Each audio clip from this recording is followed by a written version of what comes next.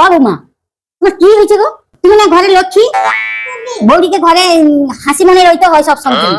আমার সামনে আইলে যেন সব সময় যেন হাসি মুখ থাকে। আচ্ছা।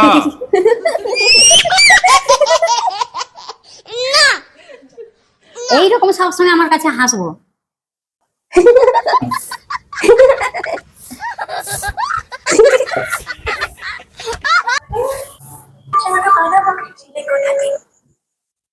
হ্যালো, ও মা ফোন লাও। কি হয়েছে? চলো যে ফোন পাচ্ছি। হ্যালো, আর মা মারা গেছে কখন? বৌমা, তোমার লজ্জা লাগেনি? আমার মা মরে গেছে, তুমি এরকম দাঁত কেলে কেটে হাসালো কেন? তুমি তো বলছো যে তোমার সামনে আসলে আমাকে হাসতে, ওই জন্য আমি হাসছি।